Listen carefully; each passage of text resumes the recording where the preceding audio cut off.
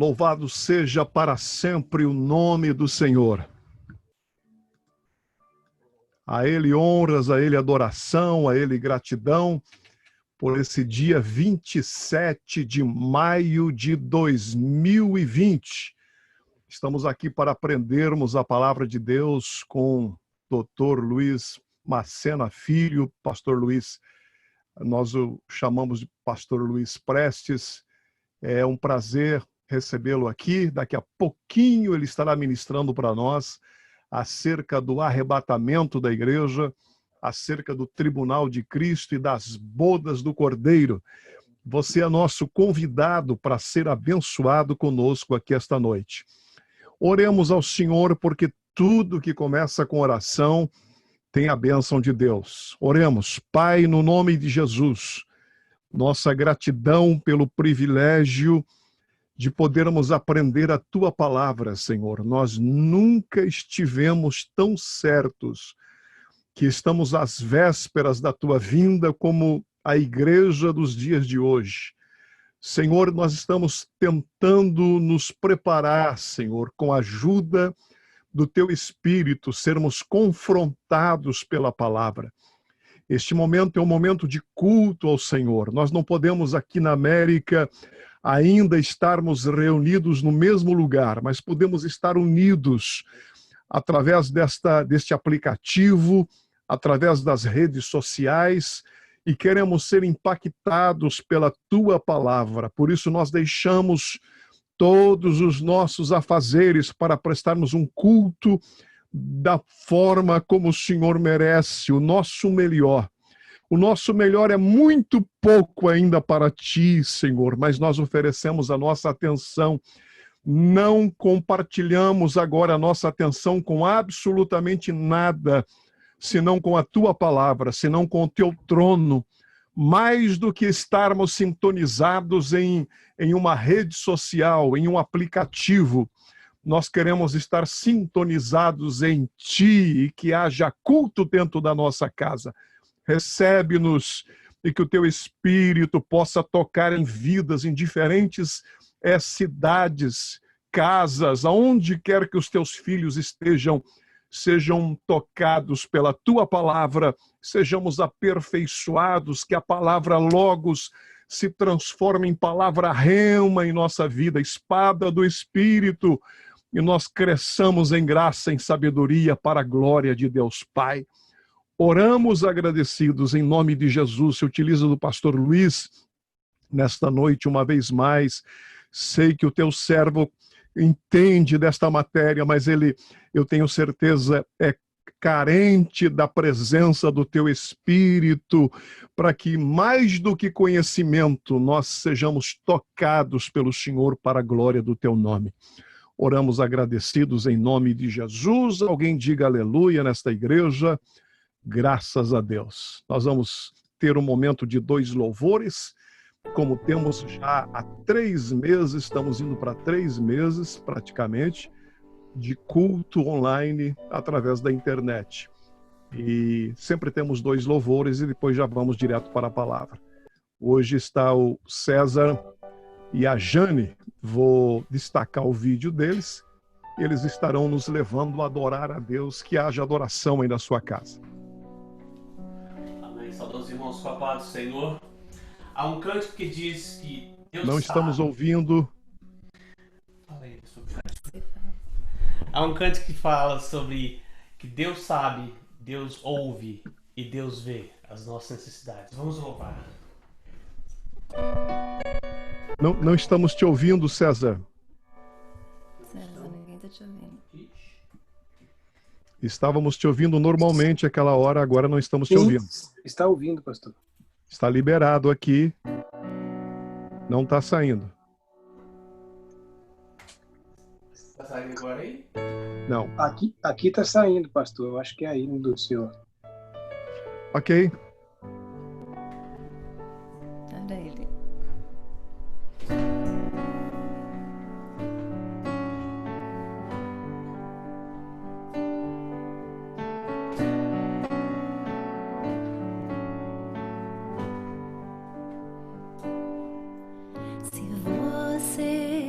se sente pequeno, dirija teus olhos para Deus. Não deixe que sombras o envolvam. Entregue tua vida para Deus. Deus sabe o que vai dentro da alma. Deus ouve orações suplicantes. Deus vê sua angústia e o acalma. Deus faz de você um gigante. Deus sabe o que vai dentro da alma. Deus ouve orações suplicantes. Deus vê sua angústia e o acalma. Deus sabe, Deus ouve, Deus vê.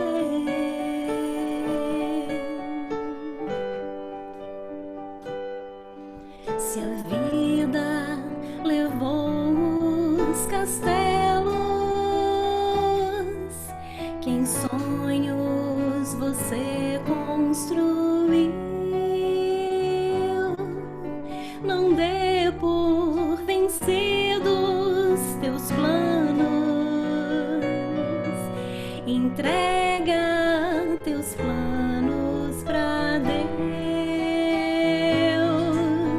Deus sabe o que vai dentro da alma. Deus ouve orações suplicantes. Deus vê sua angústia e o acalma. Deus faz de você um gigante. Deus sabe o que vai dentro da alma. Deus ouve orações suplicantes. Deus vê sua angústia e o acalma. Deus sabe, Deus ouve, Deus vê. Deus sabe, Deus ouve, Deus vê.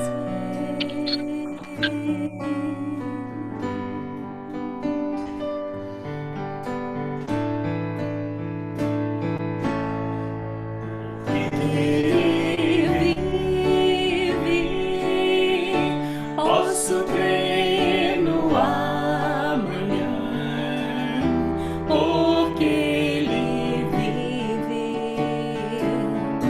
Temor não há, mas eu bem sei, eu sei que a minha vida está nas mãos do meu Jesus, que vive está. Porque Ele vive, posso crer no amanhã, porque Ele vive. Temor não há, mas eu bem sei, eu sei que a minha vida está nas mãos do meu Jesus, que vive está.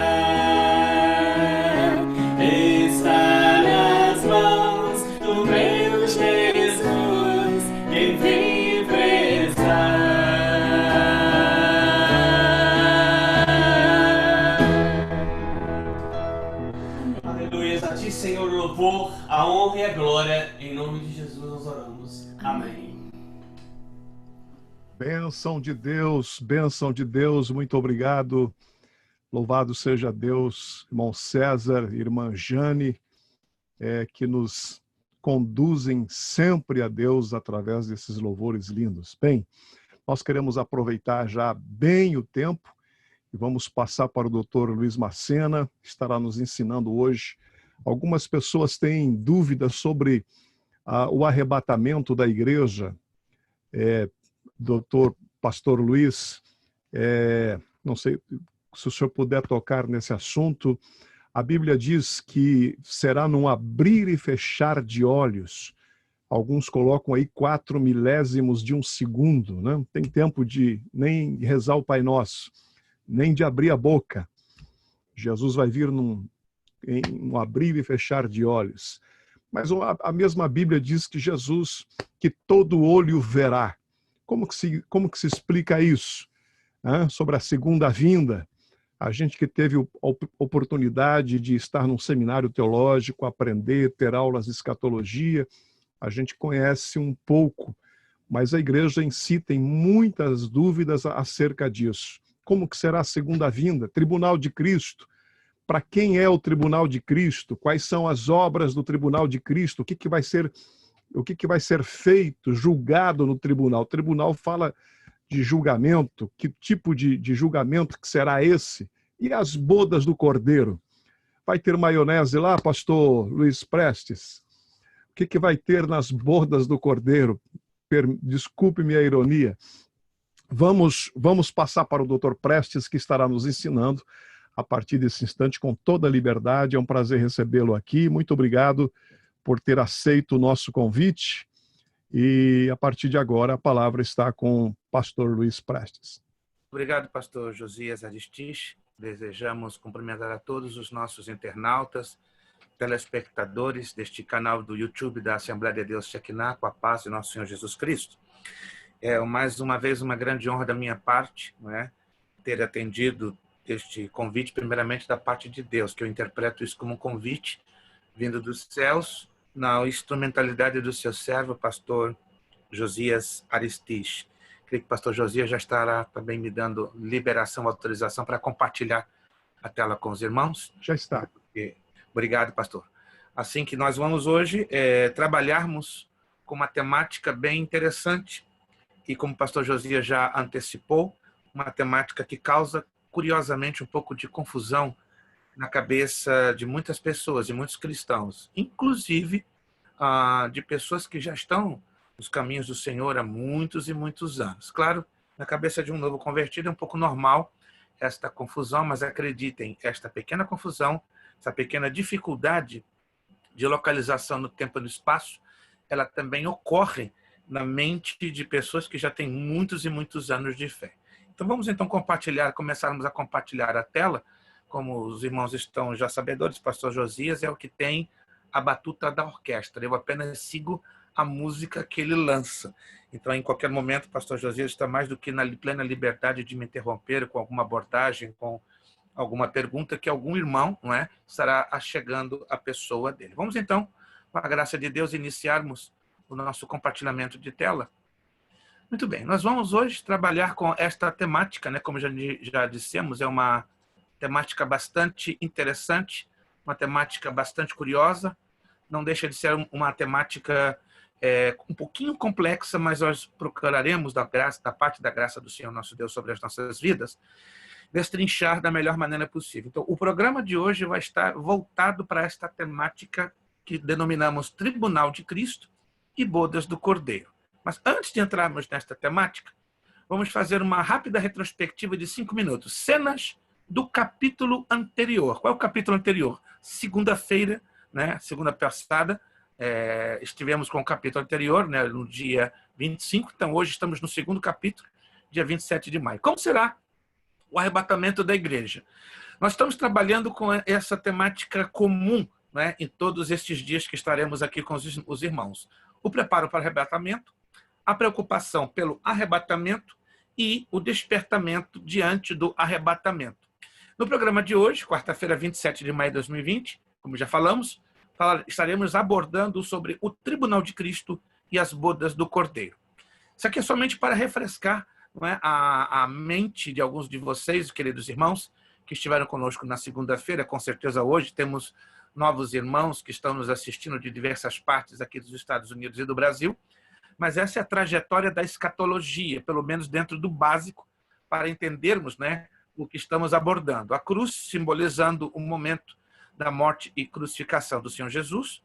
Pouco tempo depois ele ressuscita, ascende aos céus, envia o Espírito Santo, e a descida do Espírito Santo, de acordo com Atos capítulo 2, verso 1 a 4, marca o início da dispensação da igreja, dispensação da graça ou da dispensação do Espírito, também conhecida como a Era da Igreja. A Era da Igreja vai exatamente terminar no momento do arrebatamento da igreja. O arrebatamento da igreja vai projetar ao terceiro céu o desencadear de dois eventos. Serão os dois eventos que nós vamos hoje estarmos trabalhando e estudando. Tribunal de Cristo e as bodas do Cordeiro. Ao mesmo tempo, paralelamente, no planeta Terra, abrir-se-ão as cortinas da grande tribulação, ou, segundo a teologia, o termo correto seria tribulação. Claro, popularmente, o período de 7 anos que o anticristo estará governando sobre esse planeta, ele é popularmente conhecido como grande tribulação. Porém, apenas para você ter uma ideia, teologicamente, o período de 7 anos, ele é considerado tribulação. Mas e o termo grande tribulação? Aonde se aplicaria dentro destes 7 anos? Exatamente na segunda parte ou na segunda metade de 3 anos e meio. Findado o período completo de 7 anos, Jesus regressa em glória com a igreja glorificada. Vamos daqui a pouquinho entrarmos com um desenvolvimento bem mais claro para você entender isto. Mas vamos nos focar aqui. Arrebatamento, 7 anos depois, segunda vinda em glória. O arrebatamento será invisível para o mundo e visível para a igreja. A segunda vinda em glória será visível para todo o planeta Terra. Somente ressaltando que a era da igreja, somado o período da tribulação, que seria em torno de quase 2007 anos, é exatamente o período do cumprimento profético de todo o capítulo 24 de Mateus, que é considerado, depois do livro do Apocalipse, um dos mais complexos capítulos da escatologia bíblica. Após o período de 7 anos da tribulação, entraremos no governo de 1000 anos do Senhor Jesus Cristo. Já adianto aos queridos irmãos, próxima sexta-feira, dia 29, permitindo Deus e se Jesus não regressar, estaremos estudando a fundo sobre a tribulação. Mas hoje o nosso foco é Tribunal de Cristo e bodas do Cordeiro. Apenas uma palhinha, não vamos entrar hoje nos pormenores, apenas uma palhinha. Existem 3 correntes teológicas que ensinam de forma diferenciada o posicionamento da igreja sobre o arrebatamento e a tribulação. Biblicamente, a maioria das referências bíblicas, de forma combinada e coordenada pelas leis da hermenêutica e da exegese, vamos falar isso não hoje, mas na sexta-feira, sustentam o arrebatamento da igreja antes do início da tribulação.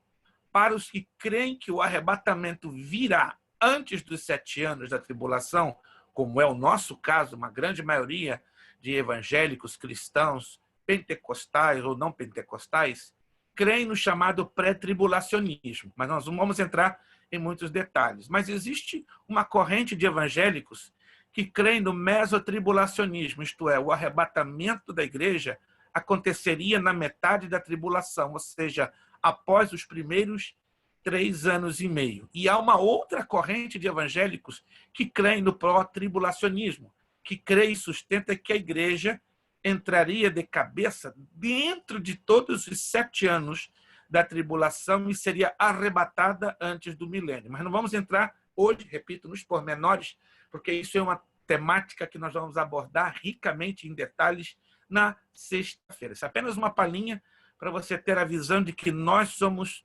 pré-tribulacionistas. E na sexta-feira você vai entender porque nós somos pré-tribulacionistas. Não apenas na sexta-feira, mas a partir de hoje você já vai ter a visão que porque nós sustentamos e cremos fidedignamente, porque a Bíblia assim expõe com muita clareza a doutrina, o ensino do pré-tribulacionismo. Muito bem. Uma outra visão da linha escatológica para você mais ter uma melhor visualização. A eternidade passada, aqui onde estou passando o cursor, à minha esquerda, a eternidade futura, à minha direita. Como eu estava falando, estamos vivendo a era da igreja. A qualquer momento, dá-se-á o arrebatamento da igreja. O arrebatamento da igreja vai precipitar dentro de dois eventos, chamado Trono do Juízo de Cristo ou Tribunal de Cristo. E após este primeiro evento, as bodas do Cordeiro. Findas as bodas do Cordeiro, dar-se-á o início a um evento chamado Segunda Vinda. Aí você vai me perguntar, mas vem cá, a Segunda Vinda não é a mesma coisa que o arrebatamento? Teologicamente, não. Mas, popularmente, cremos na Segunda Vinda do Senhor Jesus Cristo, que é dividida em duas fases, duas etapas. Exatamente, já vamos explicar a diferença dessas duas etapas. Para você ter uma ideia, abre-se uma lacuna de 7 anos entre a primeira etapa da segunda vinda de Jesus, que ela será secreta, invisível ao mundo, porém revelada plenamente à igreja que espera pelo arrebatamento. 7 anos depois, aí sim, se dará a literal segunda vinda, ou seja, a manifestação física, corpórea do Senhor Jesus Cristo, agora acompanhada da igreja. Para você entender, o arrebatamento, Cristo vem pela igreja. Na segunda vinda, que será visível a todo mundo, Cristo regressa com a igreja. Anotou? Arrebatamento, Cristo vem pela igreja ou para a igreja. Na segunda vinda, 7 anos depois, Cristo volta, regressa com a igreja. E esse regresso da igreja com Cristo dá-se-á na terra no momento exato da batalha do Armagedon. Vamos falar sobre a batalha do Armagedon na sexta-feira, com uma grande riqueza de detalhes para você entender que hoje tudo já está praticamente preparado para o desencadear desta batalha. Aí você vem me perguntar, mas essa batalha vai acontecer 7 anos depois do arrebatamento. É verdade, mas nós vamos provar aos queridos internautas e telespectadores que a antecipação, o preparo de antecipação para esta batalha já está se vendo hoje de uma forma extraordinariamente impressionante. Terminada a batalha do Armagedon, porque a segunda vinda do Senhor Jesus fisicamente a este mundo com a igreja abortará a conclusão desta batalha, entra o governo de 1000 anos do Senhor Jesus Cristo, após o milênio, o juízo do grande trono branco, novos céus e nova terra e a eternidade futura. Já falamos sobre os 3 evangelhos e os seus tempos. Não são 3 evangelhos diferenciados. É o mesmo evangelho de Cristo, só que divididos em 3 etapas de tempo. Primeira etapa, evangelho da graça, de acordo com Atos 20 e 24. Este evangelho estamos hoje vivendo. O evangelho da dispensação da graça, da dispensação da igreja ou da dispensação do Espírito Santo. Este evangelho é pregado pela igreja por quase 19 séculos. O arrebatamento será o final do período do evangelho da graça, que começa no dia de Pentecoste, com o derramamento do Espírito Santo ali sobre o cenáculo na cidade de Jerusalém, em Israel. Então, o evangelho da graça terá um período de aproximadamente 19 séculos, que vai do Pentecoste ao arrebatamento. O arrebatamento fecha o evangelho da graça e abrem-se as cortinas da tribulação, com 2 evangelhos trabalhando. Que interessante.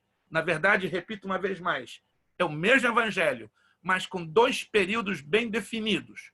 O evangelho do reino, segundo Mateus 24:14 e Lucas 8:1. Não mais agora pregado pela igreja, porque a igreja já foi retirada da terra. Mas quem continua pregando o evangelho para a salvação de almas? Os judeus. Os judeus, no período da tribulação, pregarão o evangelho do reino. Na primeira parte dos 3 anos e meio, os judeus, na pessoa das 2 testemunhas, de acordo com Apocalipse 11, 1 a 14. E na segunda parte da tribulação, que será propriamente dita a grande tribulação, de novo os judeus, só que agora na pessoa dos 144 mil, de acordo com Apocalipse 7, 1, 8 e 14, 1, 4. Vamos falar na sexta-feira detalhes da atuação das 2 testemunhas e dos 144 mil. No final da tribulação, pertinho da batalha do Armagedon, quando Cristo regressar com a igreja ao planeta Terra, Deus permitirá um anjo sobrevoar o planeta com a pregação do evangelho eterno, de acordo com Apocalipse 14, 6, 7. Este evangelho eterno é considerado o evangelho do ultimátum. O que quer dizer ultimátum? Da última oportunidade, da última chance. Se nós lermos atenciosamente, que não faremos isso hoje, mas começaremos alguma coisinha a lermos, não é, na sexta-feira, de acordo com Apocalipse capítulo 7, 8 e 9, em torno de 75% da raça humana viva existente no período da tribulação será dizimada. Lembre-se que eu não estou levando em consideração o número dos arrebatados, pois a Bíblia não identifica o número dos arrebatados. Alguns fazem especulações numéricas, mas elas não são em nada conclusivas. Há estudos da gematria, repito, são estudos e deduções, porque na área da escatologia você tem que ter muito cuidado. Existem 5 terrenos bastante delicados na área da escatologia que você tem que ter muita cautela. Existe o terreno da dedução, o terreno da especulação, o terreno da heresia e o terreno da blasfêmia. Então, sob hipótese nenhuma, fora a afirmação, porque há elementos na escatologia que podemos fazer afirmações. Porém, aqueles elementos que não podemos fazer afirmações, aí entramos na dedução. Que toda dedução tenha equilíbrio e que toda especulação também tenha equilíbrio e amparo bíblico. Mas há 2 terrenos muito perigosos, que é o terreno da heresia e da blasfêmia, que lamentavelmente eu tenho percebido que alguns pregadores e pastores muito bem intencionados estão praticamente na linha da heresia ou na linha divisória da blasfêmia, não levando em consideração que estes 5 terrenos da afirmação, dedução, especulação, heresia e blasfêmia, elas são muito pertinentes dentro da escatologia bíblica. Por isso, dentro de uma dedução e dentro de uma especulação, estudos têm sido feitos. Entenda, meus irmãos, não estou aqui fazendo afirmações. Isso é uma dedução e uma especulação através de uma ciência da teologia chamada gematria. O que é gematria? É uma ciência que dá valor numérico às letras hebraicas, aramaicas e gregas. E baseado em alguns textos, que eu hoje não vou mencionar, mas vou mencioná-los na sexta-feira, há uma possibilidade, isso é hipotético, dedutivo, especulativo, não é afirmativo, que talvez, o número dos arrebatados esteja limitado a menos de 2 ou 3 bilhões de habitantes. Claro, Deus melhor do que eu e você sabe por antecipação quem ou quantos serão os arrebatados. Eu não posso dizer, nenhum de nós podemos afirmar este número exato. Apenas a gematria, ela nos lança uma pista, algo que nos leva a deduzir e a especular, mas como levantando um sinal amarelo. Cuidado, não passe dessa linha para frente, porque há um perigo, não é, de você entrar no campo da heresia ou no campo da blasfêmia. Por isso, olhando os capítulos 7, 8 e 9 de Apocalipse, estamos tirando a conclusão que apenas 25% da raça humana existente na tribulação sobreviverá às catástrofes perpetradas pelos abertura dos 7 selos, pelo toque das 7 trombetas e pelo derramamento das 7 taças da ira de Deus. Em outras palavras, a tribulação, na última parte, vai trazer com que o planeta Terra se torne um cemitério a céu aberto. O planeta literalmente vai cheirar a sangue. Imagine, não tente imaginar isso. Vai ser um horror sem precedentes. Se hoje o Covid-19 está lançando horrores em todo o planeta, não tentemos, irmãos, não tentemos imaginar o que vai ser a tribulação. E, sobretudo, na sua segunda parte, onde uma carnificina em massa e sem precedentes ocorrerá no planeta. Na aula passada, nós falamos desta trajetória que não deixa de ser muito interessante e curiosa. O arrebatamento da igreja, tribunal de Cristo e bodas do Cordeiro, envolve, pelo menos na terra, antes do arrebatamento, as 4 etapas que fazem parte do casamento judaico. Eu não vou repeti-las, porque tomaríamos um pouquinho de tempo, mas está aqui, tá? Esses são os 4 estágios que marcam o casamento judaico. Eles são muito interessantes. O primeiro estágio, no casamento judaico, há um pacto com a noiva, o dote. Este pacto espiritualmente foi feito com o derramamento de Cristo e com o envio do Espírito Santo, que se tornou o dote da noiva, ou seja, da igreja. No segundo etapa, o noivo se ausenta para preparar a sua casa. Isto é no casamento judaico. O mesmo aconteceu com Jesus. Ele se ausentou para preparar uma morada para a igreja, de acordo com João 14, 1:3. Na terceira etapa, no casamento judaico, a noiva aguardava o retorno do noivo. Esta espera poderia durar de 2 meses a 2 anos, mas a noiva, de acordo com a tradição judaica, nunca ficava sozinha. Ela estava amparada pela família do noivo, ou seja, a família do noivo, tá, dava todo o apoio. Interessante que o noivo designava um amigo para estar junto da família e, consequentemente, guardar, amparar a noiva, dando a melhor da vestimenta, suprindo todas as suas necessidades até o retorno do noivo. Obviamente, o amigo do noivo já sabia, de alguma forma ou de outra, o momento da chegada dele para buscar a noiva. Mas a noiva e aquelas que estavam ao redor da noiva desconheciam total e completamente. Esta é a razão daquela palavra que Jesus deixa lá em Mateus capítulo 24. O dia e a hora da vinda do Filho do Homem, ninguém sabe, senão o Pai. O Filho e os anjos, segundo aquela palavra que Jesus deixa em Mateus 24, o Pai seria o único a saber, ok? Mas o Filho e os anjos não. Aí você vai me perguntar, por que o Filho, naquele momento desta profecia de Mateus 24, não sabia o momento do seu retorno? Resposta, porque todos os atributos da divindade de Jesus estavam sujeitos à autoridade do Pai. Creio que já falamos isto aqui. Todas as obras que Jesus fez no seu ministério terrestre estavam sujeitas à autoridade direta do Pai. 79 a 82 vezes nos 4 evangelhos, nós encontramos direta ou indiretamente a seguinte declaração: as obras que eu faço, não as faço de mim mesmo, mas da parte do Pai que me enviou.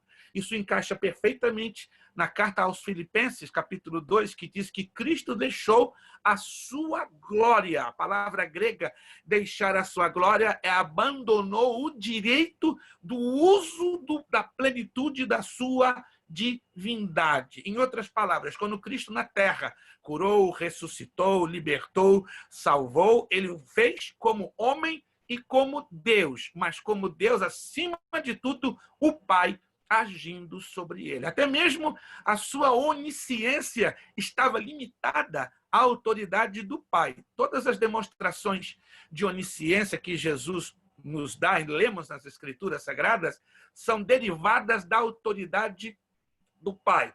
Preste atenção, quando Jesus morre, ressuscita, a primeira pessoa que vê o Senhor ressuscitado, de acordo com Mateus capítulo 28, é Maria Madalena. Mas a ressurreição de Jesus foi tão espetacular que a transformação do corpo glorificado foi de tal magnitude que Maria Madalena não reconhecera o corpo do seu próprio mestre, a ponto de ela pensar que era o coveiro, né? O hortelão, como diz uma tradução de Ferreira de Almeida. E quando ela chega para o hortelão, diga-me aonde colocaste o corpo do meu Senhor. E aí Jesus diz, Maria, e ela, uau, Raboni! E lá vai ela feliz da vida para abraçar o mestre. Não me toques. Por que razão? Por que razão Jesus diz isso? É muito fácil. Quando nós estudamos as epístolas de Paulo, né, todas as 3 epístolas, concluímos que Jesus ainda não se apresentou ao Pai, isto é, não apresentou o resultado do seu sacrifício realizado na cruz do Calvário. Tinha que apresentar as marcas das mãos, a marca da coroa de espinhos, o lado, os pés, para que então, recebendo a aprovação do Pai, ele reaveria a plenitude da sua glória. Por isso que lemos lá em Mateus capítulo 28, nos últimos versículos, quando Jesus disse: todo poder me é dado no céu e na terra. A palavra correta é autoridade. Exousias do grego quer dizer força de governo no céu e na terra. Interessante, Jesus em corpo, e antes de morrer, ressuscitar e ser glorificado, ele só tinha da parte do Pai a autoridade de governo na terra, mas quando ele morre, ressuscita e é glorificado, então ele recebe de volta a plenitude deste governo, desta ação, desta autoridade. Por isso que ele diz: tenho agora eu toda a autoridade, não apenas no céu, mas também na terra. Aleluia! Que coisa linda, que coisa tremenda. Muito bem. A quarta parte do casamento judaico, o noivo busca a sua noiva e leva para a casa do pai. Neste caso, o amigo do noivo, segundo a tradição judaica, aproxima. É um caminho interessante, né? Que leva alguns metros, ou até mesmo, segundo alguns livros que já lemos a tradição judaica, o noivo caminhava, em alguns casos, até 5 a 6 quilômetros, ou seja, o amigo do noivo, para levar ao encontro da noiva. E assim, alegoricamente, tem acontecido. Né? A igreja está esperando já quase 2000 anos, mas num abrir e fechar de olhos. É isso que nós vamos agora tocar para você entender. Os justos que morreram na esperança do Messias até milésimo de segundo, antes do momento do arrebatamento, serão ressuscitados pelo poder do Espírito Santo. Nós vivos no milésimo de segundo seguinte, receberemos corpos glorificados e ambos os grupos, justos ressuscitados e vivos transladados, receberemos corpos glorificados. E o amigo do noivo, que hoje é o Espírito Santo, nos levará para nos encontrarmos com quem? Com o noivo nos ares. Lá nos ares, o noivo nos recebe e nos levará para o terceiro céu, aonde se dará o evento Tribunal de Cristo e Bodas do Cordeiro. Vamos parar por aqui, porque agora vamos destrinchar esse mistério revelado. Eu conheci um pastor há muitos anos na Argentina, que ele costumava dizer que Tribunal de Cristo e Bodas do Cordeiro é um mistério revelado. Interessante, né? Um mistério é uma coisa oculta, mas aqui temos algo tão lindo porque a própria Bíblia nos revela com muita propriedade. Vamos começar aqui. Qual é a diferença entre o arrebatamento e a segunda vinda? Guarde isso e anote. O arrebatamento está caracterizado na Bíblia como uma vinda de traslação, na qual Cristo vem pela sua igreja fiel. Então, entenda isso, que o arrebatamento é Cristo vindo por e para a sua igreja. A segunda vinda é o regresso de Cristo, com seus santos descendo dos céus para estabelecer seu reino milenial ou messiânico. Aí nós vemos que a palavra arrebatamento da igreja, ela está ancorada em 3 palavrinhas gregas, ou melhor dizendo, 4, para ficar bem mais profundo. A palavra arrebatamento provém de um termo grego harpazo, que significa tomar ou arrancar com força. Vemos várias ocorrências desta palavra harpazo. Não são muitas, são 2, mas sobretudo em primeira carta de Paulo aos Tessalonicenses, capítulo 4, verso 17. Então vamos entender aqui. A segunda vinda de Jesus se dará em 2 fases. A primeira fase, invisível para o mundo e revelada para a igreja. A segunda fase, 7 anos depois, Cristo revelando o seu mundo. Repito o que eu já falei. Primeira fase, Cristo vem por e pela sua igreja. Segunda fase, Cristo vem com a igreja. Entre a primeira e a segunda fase da sua segunda vinda, haverá uma lacuna de tempo de 7 anos. Como eu sei disto? Pela descrição bíblica dos eventos e pelas palavrinhas gregas no original, como, por exemplo, a palavra grega epifaneia, que surgem em 2 de Tessalonicenses 2:8, 1 de Timóteo 6:14, 2 de Timóteo 4:8, Tito 2:13, que significa aparição. Então, entenda isso.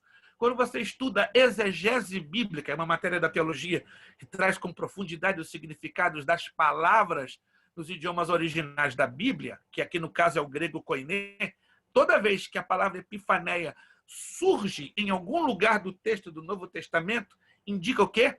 Aparição. E esta aparição, ela nunca será visível para todos. Ela será secreta para alguns, na sua grande maioria. Por isso, esta epifaneia é a invisibilidade de Cristo para o mundo, mas a sua revelação plena para a igreja. E sabemos que o arrebatamento, nesta primeira fase da segunda vinda, se dará nos ares. Importante lembrar que Jesus não toca a terra nesta fase. 7 anos depois, isto é, depois do arrebatamento, depois do tribunal de Cristo, depois das bodas do Cordeiro, Cristo vem com a igreja. Aí vem a segunda fase da segunda vinda, que aparecem no Novo Testamento grego 2 palavrinhas, apocalipsis ou parousia. Ambas, de forma intercalada, significa revelação. Aonde eu encontro estas palavras? Nos textos de 1 de Coríntios 1:7, 1 de Pedro 1:7-13, 2 Tessalonicenses 2:1-2. Aí sim, Cristo virá visível ao mundo. Trata-se da manifestação física e pessoal de Jesus ao planeta. Nesta fase, todo olho o verá. Está lá em Apocalipse. Eu vou ler o texto de Apocalipse. Eu convido você a abrir a sua Bíblia em Apocalipse 1:7, por favor. Como vocês já sabem, é impossível colocarmos todos os textos plenos ou por extenso na nossa telinha. Do contrário, teríamos que ter o quádruplo do tempo em cada dia. Mas estamos trabalhando, né, com uma média de 60 a 65 minutos em cada uma desses nossos lives, para ficar uma coisa de gostinho de quero mais. Quando você tiver com a sua boca cheinha de sal da parte de Deus, uma vontade doida de beber, a gente vai parar para você beber mais na próxima sexta-feira com a ajuda do Senhor nosso Deus. Abrindo a Bíblia, por gentileza, Apocalipse, capítulo 1, versículo 7, está escrito: eis que com as nuvens, e todo o olho o verá. A expressão grega, ela é bem interessante, pantas optusolomias, quer dizer que todos os olhos do planeta haverão de vê-lo. Mas como isso será possível, visto que nós temos 14 zonas de tempo de acordo com os fusos horários? E quando Jesus descer aqui, de acordo com este texto, ele vai descer na cidade de Jerusalém, sobre o Monte das Oliveiras. Mas aonde está escrito isto na Bíblia? Vamos lá na Bíblia, meus irmãos. Isso não é nada da cabeça do pastor Luiz Prestes, não. É o pastor Prestes que acha. Eu não estou aqui para trazer achismos ou axiologias. Hoje está muito normal, meus irmãos. Está uma guerra de achismos e de axiologias nas redes sociais. Está me dando enxaqueca crônica. Eu não aguento mais ver tanto achismo e tanta axiologia e pouca bibliologia. Vamos lá em Atos capítulo 1. Atos capítulo 1, versículo 1 e o versículo, perdão, capítulo 1, versículo 10. Atos 1, 10. Isso aqui é importante. Se você não anotar, a sua zebra não vai ser nem malhada. Vai ser pior do que uma zebra malhada. Vai dar uma zebra tremenda. Atos 1, 10 está escrito: e estando eles com os olhos fitos no céu, enquanto Jesus subia, que 2 varões vestidos de branco se puseram ao lado deles. Eles disseram, olha o verso 11: varões galileus, por que estáis olhando para as alturas? Uma pergunta que aqueles anjos fizeram. Esse Jesus que dentre vós foi assunto aos céus virá do modo como viste subir. Quando lemos o texto grego, ele é mais enfático. Da mesma maneira e do mesmo lugar da onde ele saiu, ele um dia para aquele mesmo lugar e daquela mesma forma que ele subiu, ele voltará. Uau, isso é lindo demais, mas ele não voltará invisível nessa questão, nesta ocasião. Ele verá revelado a todos. Aí eu pergunto, como é que todo mundo vai vê-lo? Vai ser no momento da batalha do Armagedon, que vamos falar em detalhes na sexta-feira, quando as 12 nações árabes e as 8 nações do Oriente Extremo, capitaneadas ou guiadas ou lideradas pela China, aí você vai entender porque a China está ganhando um grande protagonismo, porque a China está dominando o planeta Terra no plano econômico, social e político.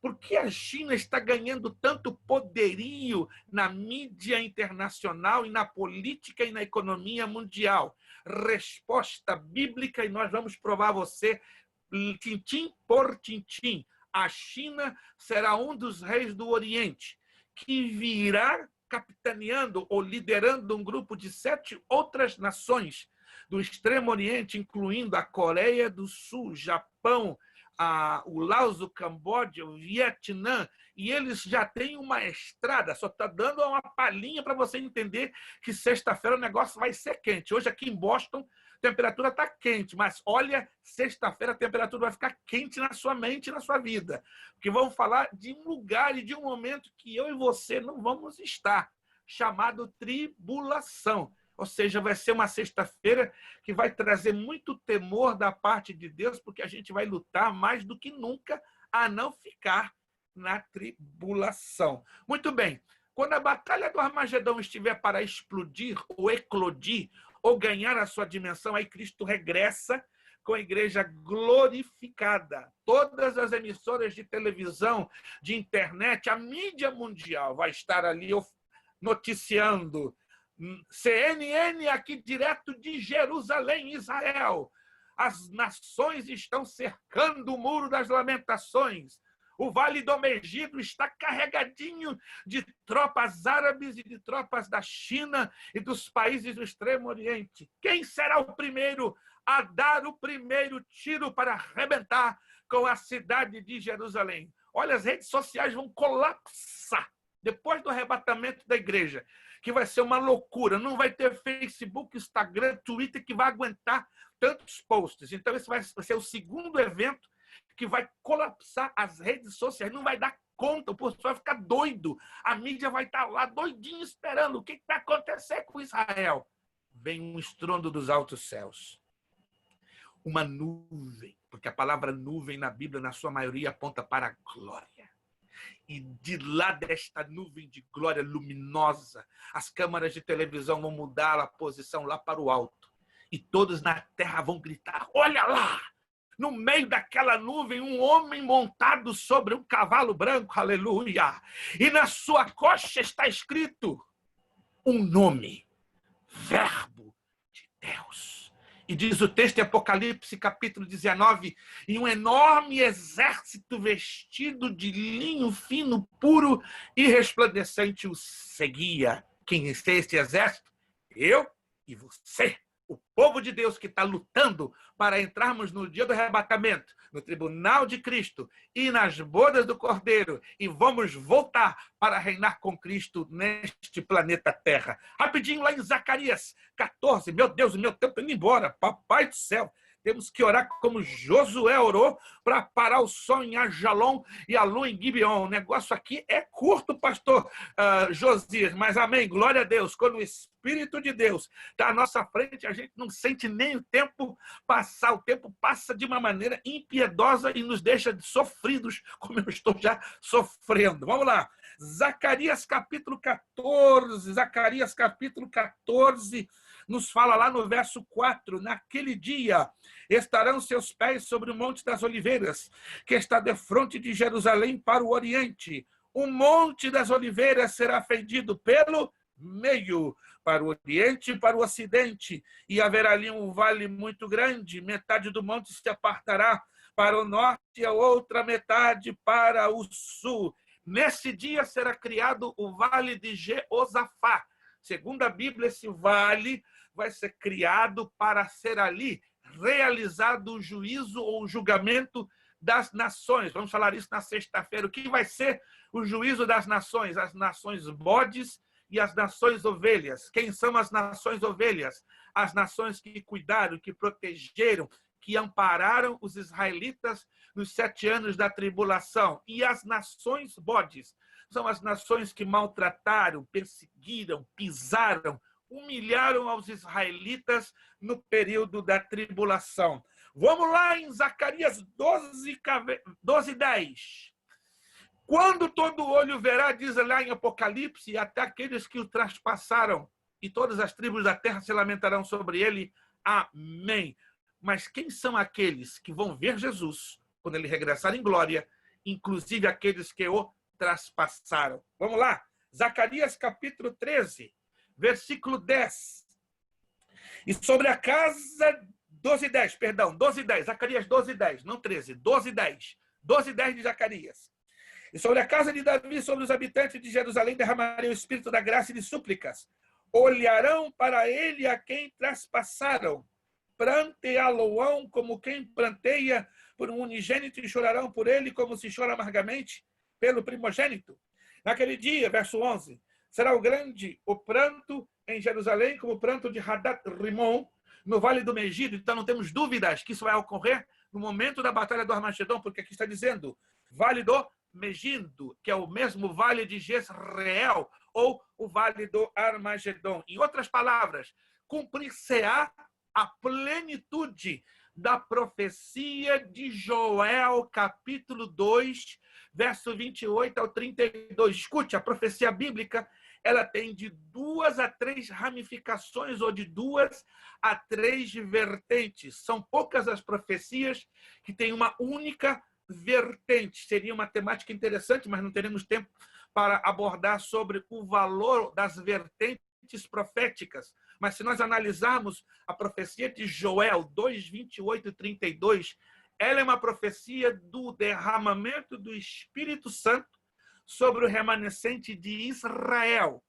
Parte desta profecia, como prova da graça de Deus para os gentios, como uma pequena demonstração, se deu no dia de Pentecostes, lá em Atos capítulo 2. Mas o pleno desta profecia, alguns até se confundem um pouquinho, vai acontecer na segunda metade da tribulação, no momento exato que Jesus regresse com a igreja, porque aí ocorrerá a renovação ou a restauração do Israel espiritual.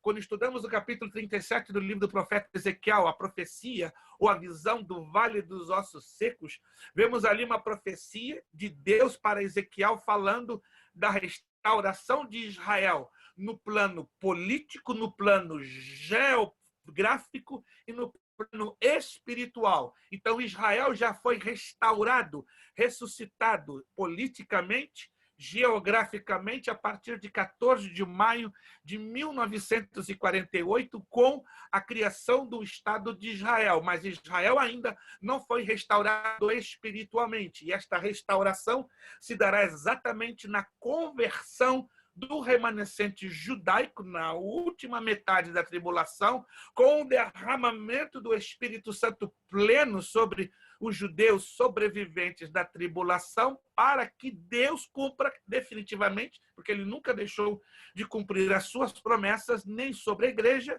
e nem sobre a nação de Israel. Essa palhinha para vocês entenderem que o negócio tem uma profundidade maravilhosa. Mas vamos lá, gente, a gente não fugiu ainda. Vamos lá.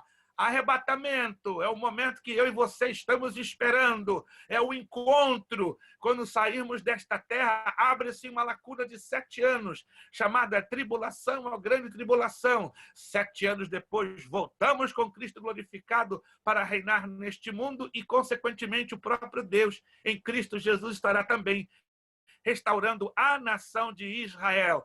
Tribunal de Cristo. Ih, pastor, eu vou ser julgado. Vou chegar lá no céu, vão me condenar e mandar de volta para a terra.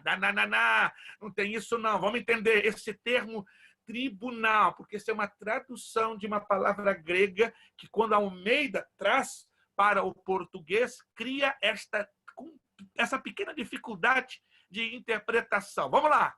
Tribunal de Cristo. Você está vendo aí na tela, né? uma mão com tremendo de um martelo, né, de um juiz. O crente será julgado como servo pelo seu serviço prestado ao Senhor. Este julgamento acontecerá no céu. Tem muitos textos, alguns deles não vamos discorrer porque o tempo é curto. 2 de Coríntios 5:10, Romanos 14:12, 1 de Coríntios 3:13-15, 2 de Timóteo 4:8, 1 de Coríntios 4:5, Apocalipse 22:12. Este julgamento, anote aí, mostrará como administramos nossos bens, nossa vida, dons, dádivas, energias, dotes, talentos, enfim, tudo o que de Deus recebemos. Então, o tribunal de Cristo é para sermos avaliados pelas nossas obras, pelos talentos que Deus nos deu, dádivas, energias, dotes, enfim, tudo que Deus deu para mim, Deus para você, deu para você. E se você não bem usou ou mal usou, você vai ser avaliado. Mas, pastor, como é que vai ficar se eu for reprovado nesse tribunal? Calma, deixa eu explicar a vocês. Quem chegar no tribunal já é salvo. Não há condenação, como diz lá em Romanos 5:1. Quem chegar ao tribunal de Cristo esse tribunal não é para condenar, é para recompensar. Pastor Josias, eu conheço gente desesperadamente angustiada. Eu não posso cair nesse tribunal, mas como? Qual o problema? Não, eu vou ser julgado e vou ser remetido de regresso à terra. Não, não tem essa, meus irmãos.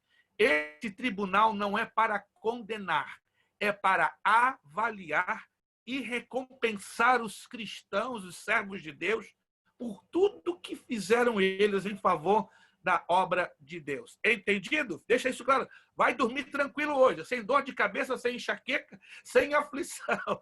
Quem chegar no tribunal é para ser avaliado e já está o quê? Salvo. Salvo. Salvo. Não tem essa de ser condenado ou regressado para a terra. Vamos lá.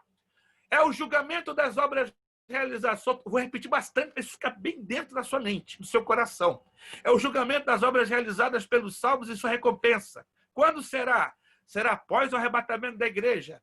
Quem participará? Olha os participantes do tribunal de Cristo. O Senhor Jesus Cristo será o juiz.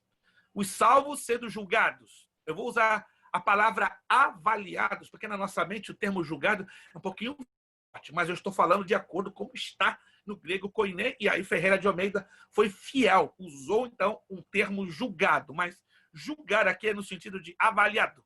E o Espírito Santo como avaliador das obras. 2 de Coríntios 5:10 está lá, porque todos devemos comparecer ante o tribunal de Cristo, para que cada um receba segundo o que tiver feito por meio do corpo, bem ou mal. Olha que interessante. Tudo que eu fiz de bem e tudo que eu fiz de mal, eu vou ser avaliado. Mas, pastor, se eu fiz algo mal, como é que eu vou chegar lá em cima? Peraí. Vamos partir de um princípio bíblico. A nossa salvação é por fé e é por graça. Não é por obras, como diz Efésios capítulo 2. Agora, anote isso no seu coração, ou em algum papel, em algum caderninho de notas. A fé sem obras é morta. Está escrito isso lá na Epístola a Tiago. Em outras palavras, as obras que eu e você fazemos são resultados diretos da nossa vida de salvação ou de vida de conversão. Jesus disse claramente, a árvore é conhecida pelos seus frutos. Como é que o cristão é conhecido? Pelas suas obras, pelas suas novas atitudes de nova criatura. Então, é nada mais que natural. Isso tem que ser algo natural, que flua com naturalidade. O cristão foi salvo para gerar obras. Ainda que Paulo aos Efésios motiva e incentiva que busquemos mais e mais o enchimento do Espírito Santo para que geremos boas obras.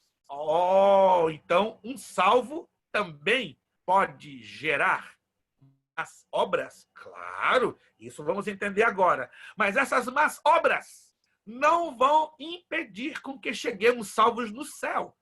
Porque as nossas obras não estão conectadas com salvação. Porque se assim fosse, teríamos que dar a mão à palmatória aos católicos romanos, com profundo respeito, aos budistas, aos espíritas kardecistas, que creem de pé junto e não abrem mão, que a nossa salvação depende do quê? De obras de justiça. Tito capítulo 2 está bem claro. Não segundo as obras de justiça que houvéssemos feito, mas segundo o sangue derramado por Jesus Cristo. E esse sangue liberou o quê? A graça, o favor imerecido do Pai sobre nós. Liberando a graça, liberou o poder sobrenatural para injetar dentro de nós a fé através da semente viva que é a palavra de Deus. Compreendido, meus irmãos? Eu senti a necessidade de bater nessa tecla, porque eu sei que na cabeça de alguns ainda o negócio balança um pouquinho. Vamos lá, então. Textos bíblicos sobre o tribunal de Cristo. Eis que venho sem demora e comigo está o galardão que tenho para retribuir a cada um segundo as suas obras. Apocalipse 22, 12. Porque todos devemos comparecer ante o tribunal de Cristo para que cada um receba segundo o que tiver feito por meio do corpo, bem ou mal. Estou chamando bem atenção para você não se esquecer desta importância. Definições das palavras. Interessante. Pastor, só está citando muito grego. Mas, irmãos, toda compreensão, por mais simples, por mais objetiva que ela seja sobre assuntos ligados à escatologia bíblica, somos obrigados, de vez em quando, a nos remetermos, isto é, a lançarmos mão de uma ciência da teologia chamada hermenêutica e exegese, porque elas são uma chave que vão revelar a profundidade dos significados da Bíblia. Então, a palavra grega criterion, que ela aparece lá em Tiago 2,6 e 1 Coríntios 6,2,4, significa instrumento ou meio para provar ou julgar qualquer coisa, ou seja, a regra pela qual alguém julga, ou o lugar onde se faz um juízo, o tribunal de um juiz ou de juízes. Já a palavra bemá, essa é a palavrinha que Paulo nos traz no original do grego koiné, em 2 Coríntios 5,10, e que Ferreira de Almeida traduziu por tribunal. Então vamos entender o significado da palavrinha que dá um nó na cabeça em português, tribunal, mas no grego é bemá. Então, o que é bemá? Comumente significa uma plataforma, um banco de assento, onde o juiz julga.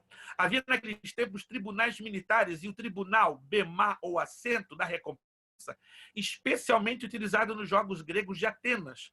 Os atletas vencedores eram julgados perante o juiz da arena e galardoados, recompensados por suas vitórias. Eu estou ouvindo agora muita gente dando aquele alívio. Que alívio! Então, não é um tribunal para me condenar, é um banco, é um assento, é uma plataforma de distribuição de prêmios, algo parecido ao que vemos nos Jogos Olímpicos, né? Que tem aquele pódio do primeiro, do segundo, do terceiro lugar, e lá no pódio, né, são distribuídas as medalhas, a medalha de ouro, a medalha de prata e a medalha de bronze. Mas eu tenho uma boa notícia para você, crente, vai dar um bom glória aí. Nas Olimpíadas são 3 pódios, medalha de ouro, prata e de bronze. Mas no bemá é tudo plano, é tudo nivelado. Não vai ter ninguém com medalha de ouro, medalha de prata ou medalha de bronze. Todos seremos galardoados com justiça, mas de acordo ao que fizemos em prol do amor que tivemos para Cristo e para com a sua obra. Vamos lá, que o tempo não para. Só para ficar fresco na sua mente. A definição de tribunal, 2 palavras distintas na língua original do Novo Testamento, esclarecem bem o sentido da palavra tribunal. Já falamos. Criterion, conforme está escrito em Tiago 2,6, 1 Coríntios 6,2,4. E bemá, encontrada em 1 Coríntios 5,10. Então, só lá. Criterion, instrumento ou meio para provar ou julgar qualquer coisa. Bemá, plataforma ou banco de assento onde o juiz julga. Então, fica tranquilo, ninguém vai ser condenado para perder a salvação. Muito bem, vamos lá, vamos passar.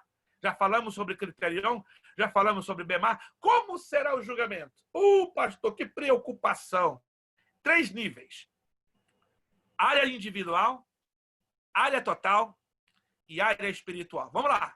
Área individual, diz 1 Coríntios 3,13, manifesta se tornará a obra de cada um. Cada um de nós dará contas de si mesmo a Deus. Romanos 14, 12. Veja também 1 Coríntios 4, 5 e 2 Coríntios 5, 10. Então, primeiro nível desse julgamento. Cada um vai dar conta de si. Eu não posso dar conta, com todo respeito, ao que o pastor Josias Aristides fez. Nem ele vai dar conta diante de Deus do que ele fez em relação a mim. Seremos todos individualizados. Mas e minha esposa? E meu filho? Ainda que a sua esposa e seu esposo, segundo a Bíblia, vocês são uma só carne, mas nesse julgamento não vai ter essa, não é? De pegar carona no galardão da esposa ou do esposo. Vai ser individual. Total. Importa que todos nós compareçamos perante o tribunal de Cristo. Eu já vi pastor chorar. Eu não quero participar do tribunal. Então você não está salvo. Porque o tribunal de Cristo são para os salvos. Eu ouço um amém em algum lugar aí? Muito bem. Eu sei que o som está cortado, mas dá um amém aí e agradeça a Deus que nós teremos este privilégio de estarmos nesse tribunal, não para condenação, senão para reconhecimento do que fizemos em prol da obra de Deus. Todo cristão, independente de como está a sua vida espiritual, se ele é ou não batizado, olha que interessante, todos seremos julgados. Pastor, batismo salva? Não, mas meu pastor me ensinou, então com todo respeito ele te ensinou errado. Batismo não salva.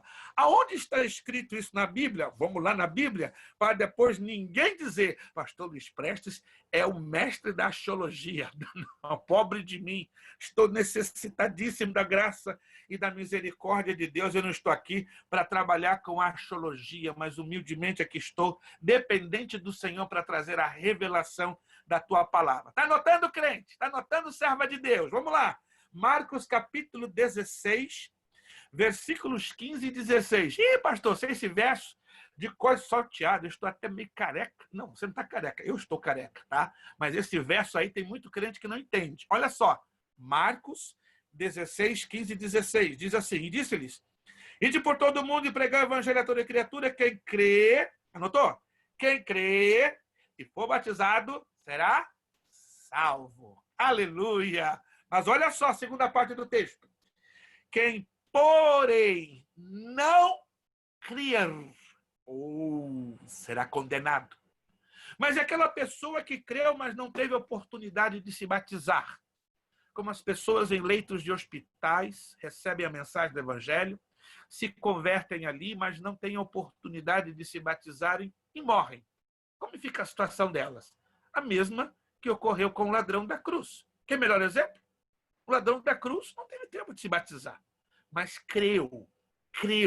E Jesus foi tão contundente e enfático que ele disse, hoje mesmo estarás comigo no paraíso. Que coisa linda, irmãos. Em outras palavras, se há o tempo e a oportunidade e a possibilidade de se batizar, excelente, melhor, porque estamos cumprindo obedientemente uma ordenança. Mas Deus não seria injusto e jamais será injusto para aquelas pessoas que não tiveram a oportunidade de se batizarem. É esse ponto que eu estou aqui batendo bem forte para você entender. Batizado ou não, mas creu, está salvo, vai estar no tribunal de Cristo. Sentido espiritual. Sentimentos carnais como inveja e descontentamento não estragarão este julgamento. Graças a Deus!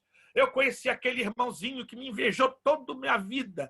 Foi uma pedra de tropeço no meu ministério. Quase me arrebentou. Aí vem o arrebatamento. Olha a surpresa. Chega lá no céu, está você, aquele irmãozinho. Ué, você chegou aqui, mas você fez a minha vida impossível na terra? Que é isso? Não, mas eu criei em Jesus. Olha só que interessante. A chegada da igreja lá no céu vai ser definitivamente um grande dia de surpresas, porque nós avaliamos, infelizmente, ou pré-julgamos as pessoas. Mas Deus vai nos surpreender tremendamente, porque Deus sabe das limitações e da fraqueza dos seres humanos, E aqui está bem claro, 1 Coríntios 15, 51, 52. Meu tempo já está praticamente encerrando, eu quero deixar isso bem claro, bem claro. Eu sei que vão ser levantadas algumas dúvidas, alguns questionamentos, que com certeza daqui a pouquinho o pastor Josias já estará trazendo algumas destas perguntas, e se pudermos ao vivo aqui com vocês respondê-las, com certeza faremos. Se não, vamos tê-las anotadas, até peço a bondade do pastor Josias, já tem anotadas essas perguntas, e aí vamos fazer como uma das primeiras coisas, é uma sugestão que eu estou dando, na sexta-feira, para não ficar nenhuma pergunta pendente. Vamos lá. O Tribunal de Cristo, só refrescando, será um trono de concessão de prêmios aos vencedores deste mundo tenebroso. É o julgamento das obras dos cristãos e a entrega do seu galardão. Só para você ter uma ideia, aqui está o tempo da igreja. Quando ocorrer o arrebatamento, a igreja é levada para o céu para participar do tribunal e depois das bodas do Cordeiro, que será a ceia. Ao final dos 7 anos, a igreja retorna com Cristo para governar 1000 anos na terra. Aspectos gerais do tribunal de Cristo, só para você não se esquecer. Ele se dará logo depois do arrebatamento da igreja. Lugar. Uma vez que a igreja arrebatada estará nos céus, a instalação do tribunal de Cristo deverá ser nas regiões celestes. O juiz. O apóstolo Paulo declara que o exame das obras dos crentes será realizado perante o Filho de Deus, 2 Coríntios 5:10. O próprio Jesus falou que todo juiz é colocado nas mãos do Filho de Deus. Faz parte da exaltação de Cristo, depois de sua conquista no Calvário, receber do Pai toda a autoridade e poder de julgar. Então não será o Pai, será o Filho que presidirá o tribunal de Cristo. Quem será julgado no tribunal? Como já falamos, os santos remidos por Cristo. O texto de 2 Coríntios 5:10 fala daqueles que lutam nesta vida para alcançarem o privilégio de serem revestidos de uma habitação espiritual no céu. Não haverá discriminação nesse lugar. Só entrarão os salvos. Oh, que alívio! De novo, meu irmão, tranquilo. Só entrarão salvos os remidos. Não haverá lugar nesse tribunal para julgamento condenatório. Tá claro, meus irmãos? Se ficou alguma dúvida, grite com força, mas não vai dormir com essa dúvida, pelo amor de Jesus. Vamos lá. Como procederá o tribunal de Cristo? 4 pontos. Será uma forma de exame. Terão materiais de cada obra de cada crente, da obra de cada crente. Vamos entender isso daqui a pouquinho. A obra de cada um será aprovada. O juízo determinará a qualidade das obras feitas. Como será a forma do exame? É claro que não se trata de examinar quem será salvo ou não. Escute. Todo crente está livre do juízo se permanecer até fiel até o fim. Como é que sabemos disso? Romanos 8:1, João 5:24, 1 João 4:17. Então o julgamento não tratará da questão do pecado ou de condenação, uma vez que o pecado já foi abolido na vida do crente e por isso ele estará no céu. Já falamos sobre que será individual, total e espiritual o nível desse julgamento. Vamos lá. Os materiais da obra de cada crente. Isso aqui é interessantíssimo. 1 Coríntios 3:2 diz que o apóstolo Paulo mencionou 6 diferentes materiais que, figurativamente, representam os elementos que empregamos na construção da nossa vida cristã. Materiais são indicados como ouro, prata, pedras preciosas, madeiro, feno e palha. Preste muita atenção. Os 3 primeiros, ouro, prata e pedras preciosas, são resistentes ao fogo do julgamento de Cristo. Os 3 últimos são frágeis e não resistem ao juízo de fogo. Aqui, ouro. Não queima o ouro, mas purifica. O fogo não queima o ouro, mas purifica. Prata. O fogo não queima a prata, mas a derrete para ser moldada. Pedras preciosas. O fogo não queima pedras preciosas, mas as limpa. Que coisa linda! Mas o fogo queima madeira. E o que é madeira espiritualmente? Soberba, orgulho, vaidade. Feno, negligência, relaxo, descaso. Palha, falsidade, porfia, facção. Uau, pastor, eu nunca pude imaginar esse negócio. Então, a Escritura diz que o fogo sairá da presença de Cristo Jesus e, quem tem as obras da resistência do ouro, prata e pedras preciosas, serão as obras aprovadas. Mas as obras que estão na resistência da madeira, feno e palha, obras reprovadas. Entenda, a reprovação dessas obras não implica na perda da salvação, implica na redução do galardão. Vamos lá, vamos avançar porque o tempo já está indo embora. Já falamos de novo, né? Obras que resistirão ao fogo. Ouro, prata, pedras preciosas. As que têm menos poder de resistência. Nesta ordem, madeira, feno e palha. O tribunal de Cristo avaliará os materiais que temos utilizado, como já falamos, do edifício da nossa vida cristã. As obras feitas com madeira, serão manifestas naquele dia e o galardão será consoante à avaliação divina. Os materiais de madeira, feno e palha são inflamáveis e perecíveis, por isso, tudo que for construído com eles não subsistirá. Será avaliado e determinado se as obras são boas ou más. Agora, preste atenção. A palavra mal, na língua grega, aparece como kakos ou poneros, e ambas significam aquilo que é eticamente mal. Tem o sentido de se estar praticando alguma coisa de total inutilidade. Obras más, igual, era a prática de coisas sem utilidade alguma, feitas com materiais espiritualmente imprestáveis. Aí entram os motivos. 1 Coríntios 4:5, Deus naquele dia vai avaliar os desígnios do coração. Não basta servir, irmãos. É preciso servir por amor. Você trabalha porque ama o Senhor ou porque quer se engrandecer?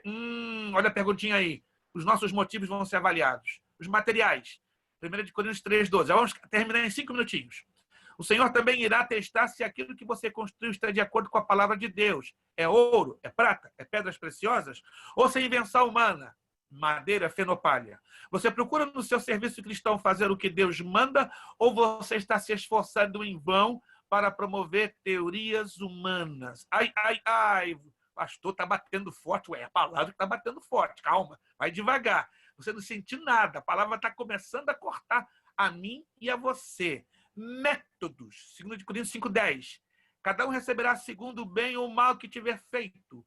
Mesmo que seus motivos sejam sinceros, preste atenção, e mesmo aquilo que está sendo feito seja correto, os seus métodos têm aprovação divina? Olha que pergunta.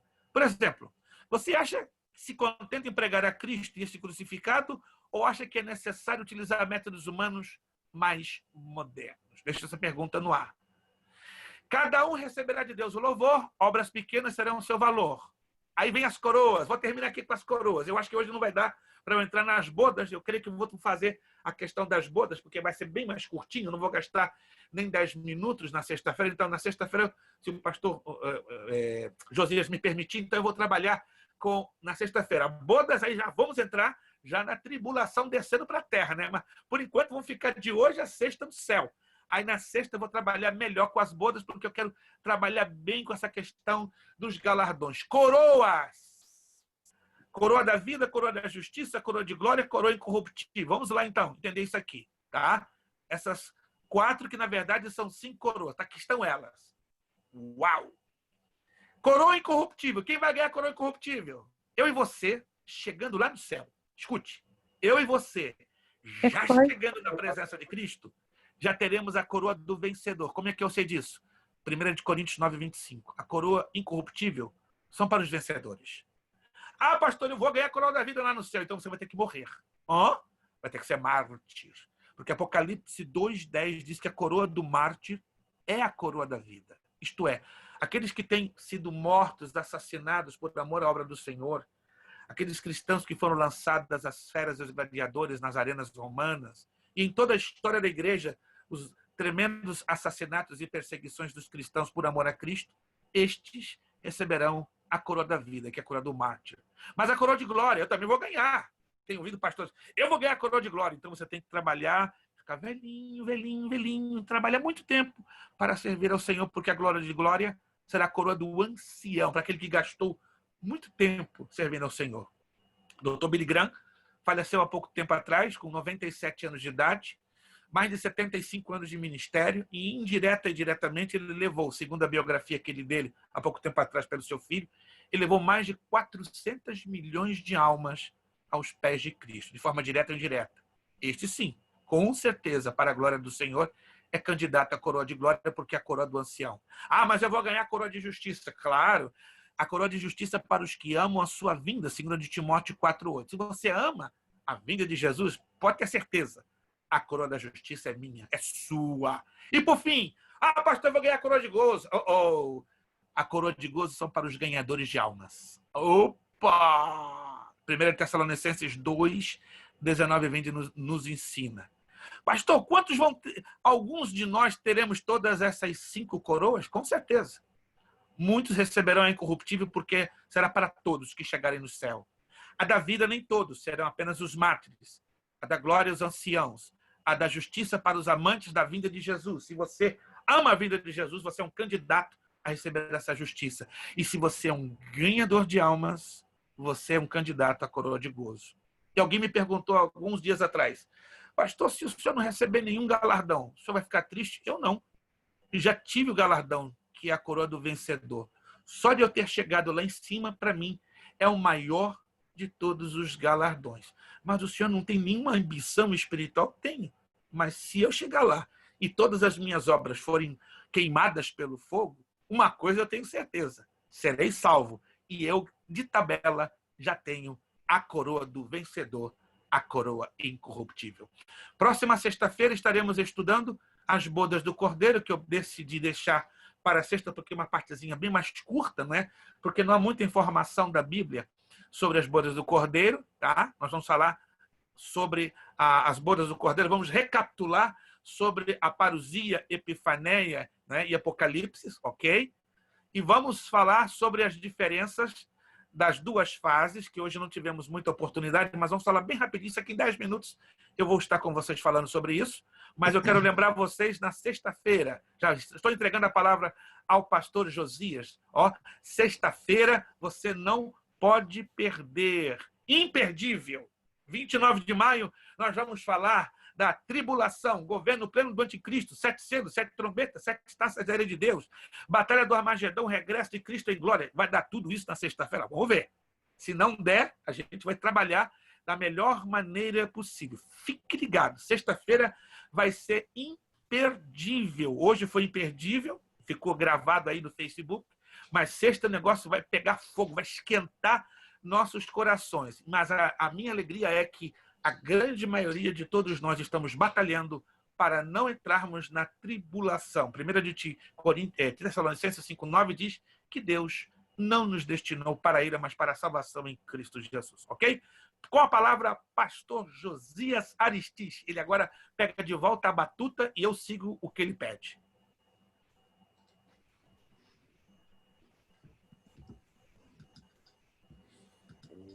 Benção, pastor Prestes, que maravilha. Eu tenho 5 perguntas aqui colocadas no Facebook para o senhor nos responder. Vamos lá. Vamos a elas. Uma boa notícia. Eu gostaria que você que está nos acompanhando e não conhece o nosso canal no YouTube, Assembly of God Shekinah, eu vou escrever aqui no Facebook, esses estudos estarão armazenados lá. E você poderá ver, você que não viu na segunda-feira, sobre o arrebatamento da igreja, você poderá acompanhar. Eu escrevi aqui, Assembly of God Shekinah. É o nosso canal no YouTube. O estudo de segunda-feira já está lá e esse amanhã já estará lá disponível. Tem gente dizendo que chegou um pouquinho atrasado e quer pegar o começo. Então se inscreva em nosso canal no YouTube, ok? Assembly of God Shekinah. Vamos às perguntas que surgiram aqui, pastor. Assim, uma coisa muito importante, eu conversei com o pastor Macena, caso ele não consiga concluir, e é bem provável que não na sexta-feira, nós vamos continuar na semana que vem, tá bom? Valeu. Eu gostaria que ele falasse com detalhes na semana que vem sobre Armagedon, sobre o milênio, o que vai acontecer no milênio, e, enfim, a conclusão lá com novos céus e nova terra. Então, o pastor vai ter compromisso depois da outra semana. Eu creio que vem bem a calhar nós aproveitarmos o pastor Macena a partir da segunda-feira que vem, segunda, quarta e sexta também, para continuar com esse estudo, tá bom? Aleluia. Vamos às perguntas, pastor Macena. A primeira pergunta, deixa-me voltar aqui, é essa. Nós vamos nos conhecer no céu? Sim, existe uma enorme possibilidade, embora, e curiosamente, a Bíblia ela não traz nenhuma declaração direta, mas quando lemos nas entrelinhas, e eu quero me remontar à Epístola de Paulo aos Efésios, quero convidar a vocês a irmos à Epístola de Paulo aos Efésios. A palavra de Deus ela é bem rica no sentido de entendermos que Deus, quando nos chamou para sermos uma igreja, né, chamados para fora, a expressão chamados para fora quer dizer igreja. Então, a igreja é uma comunidade, né? Deus chamou a igreja para ser a família de Deus. E Efésios tem uma declaração bem interessante com respeito à família de Deus. Por favor, abra para a sua Bíblia em Efésios capítulo 2, Efésios capítulo de número 2, versículo 19, 18 e 19. Vamos olhar no contexto, que é importante não avaliarmos o versículo somente pelo texto, senão pelo contexto. Efésios 2, 17, 18, 19, 20, 21 e 22. Então, abra o contexto. Efésios 2, 17 a 22. E vindo, evangelizou a paz outros que estavam longe e paz também aos que estavam perto.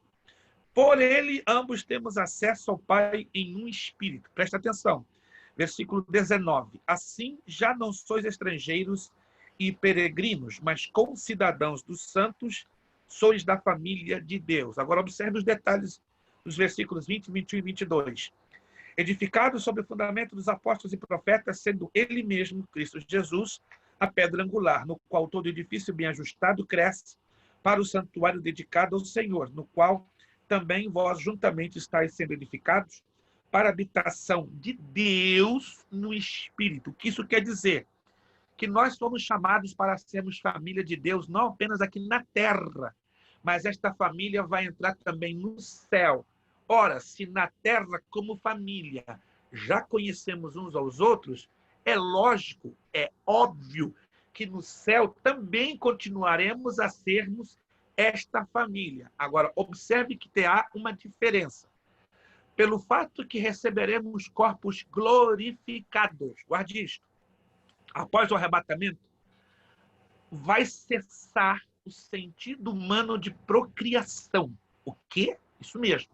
Jesus disse que nós, quando recebermos corpos glorificados, seremos semelhantes aos anjos, que não se casam e não se dão em casamento. Seremos assexuados. Mas observe que o sentido de família continuará. Ou seja, lá no céu, pelas entrelinhas, porque, repito, não há nenhum texto diretamente nas Escrituras que responda a esta pergunta que nos está sendo feita. Mas o melhor texto, o melhor conjunto de textos bíblicos que melhor se enquadram para uma dedução, uma resposta, no caso, dedutiva, e porque também podemos fazer algumas afirmações equilibradas dentro deste texto, é que, sendo família de Deus aqui na terra, obviamente não deixaremos de ser família de Deus nos céus e, consequentemente, nos conheceremos uns aos outros. Só que lá no céu, eu vou me lembrar que Maria Luísa Macena foi minha esposa. Mas eu não a terei como minha esposa lá no céu, senão como minha irmã em Cristo e nada mais. Alguns alunos de seminário, algum tempo atrás, ficaram tristes. Pô, pastor, então, como é que vai ficar a minha relação com minha esposa? Vai ser a sua irmã. Porque casamento é só na terra, na esfera humana da terra, mas com corpos glorificados. É esse ponto que eu quero entrar. Eu vou falar isso na próxima semana, já que pastor Josias Aristides abriu a porta da graça, não é só R.R. Soares que abre a porta da graça. O pastor Josias abriu a porta da graça, então teremos a graça de Deus na semana que vem debulhar bem, segunda, quarta e sexta, sobre o milênio. Ou então os glorificados, eu e você, pela graça de Cristo, estaremos no milênio. Só que nós não estaremos vivendo uma vida de procriação como hoje vivemos. Poderemos até comer, poderemos até beber, poderemos até dormir, mas o corpo glorificado vai ter uma propriedade tão sobrenatural que não terá necessidade dessas coisas. Vão ser 3 povos que vão estar no milênio. Mas respondendo e fechando esta pergunta, sim, nos conheceremos. Só que é um detalhe. Na esfera glorificada, não haverão coisas que hoje na Terra comumente temos. Rapidinho, Apocalipse capítulo 21. E aí está passando já para a segunda pergunta, porque o tempo hoje, meu Deus, o tempo hoje foi um pouco impiedoso. Apocalipse capítulo 21, versículo de número 4. E lhes enxugará dos olhos toda lágrima, e a morte já não existirá, e já não haverá luto, nem pranto, nem dor, porque as primeiras coisas já passaram. Então, no céu, não vai ter nenhuma memória destas coisas que invoquem lágrima, morte, pranto, luto e dor. Vamos chegar lá no céu. Mas a memória de tudo isto que tivemos na terra vai desaparecer. Isso é uma dedução e faz sentido, porque o céu é um lugar alegre.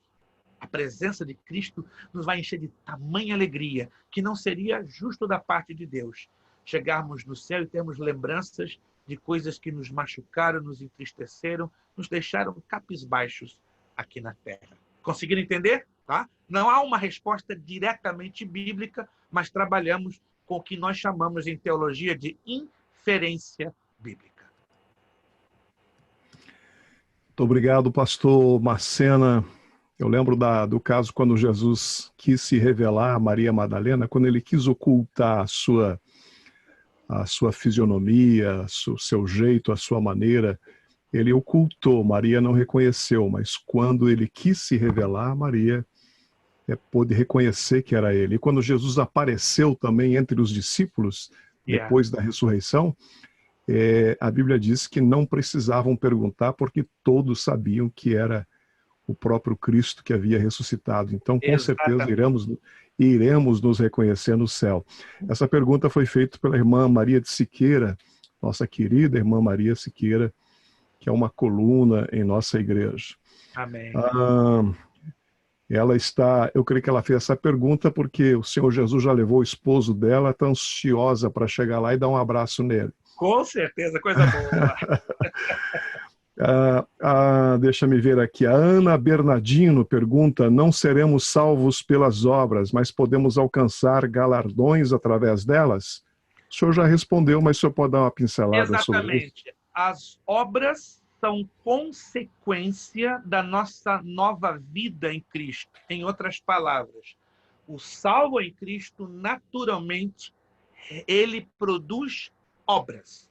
A Escritura fala de obras de justiça, mas na mesma Escritura, na carta de Paulo a Tito, diz com todas as letras: não por causa de obras de justiça que houvéssemos feito, entre parênteses, que vamos ser salvos. Então, a salvação é pela fé. A salvação é pela graça. Repito, nenhuma das nossas obras realizadas, por melhores que elas sejam, elas têm poder meritório. O que é poder meritório? Poder de merecimento. Se assim fosse, o sacrifício realizado por Cristo e o seu precioso sangue derramado perderiam automaticamente o valor. Então, não haveria necessidade de uma morte naquela cruz. Eu mesmo morrer e ter o mérito de morrer. Vocês, cada um de nós, poderíamos fazer a mesma coisa, termos o mérito de derramar o nosso sangue. Mas lembrando que mesmo que eu, ou vocês, ou cada um de nós, tentássemos derramar o nosso sangue para adquirir a remissão da nossa própria alma e da nossa própria salvação, jamais conseguiríamos, por um único fator: porque somos pecadores. O nosso sangue está impregnado com o DNA do pecado. Este DNA do pecado vai ser eliminado com a glorificação, que vamos estudar na sexta-feira. Mas a diferença está em Jesus. Diz a Escritura lá em Hebreus que nele não se achou pecado e nem engano. Por conseguinte, quando Cristo morre e derrama o seu sangue, ele é o único ser em todo o universo que tem autorização para derramar o seu sangue e considerar o seu sacrifício meritório para quê? Salvar-nos a mim e a você. Então, a única obra meritória considerada legítima para a salvação é a obra que Jesus Cristo fez na cruz do Calvário, por causa da sua pureza, da sua perfeição, por causa da ausência de pecado na sua vida. Já eu e você, por melhores obras que façamos, jamais, jamais, jamais alcançaremos a remissão de nossas almas. Muito bem, vamos à terceira pergunta. A terceira pergunta é esta. Deixa-me esclarecer as perguntas. Está havendo algumas perguntas aqui, estão havendo algumas perguntas que não dizem respeito ao ensino de hoje.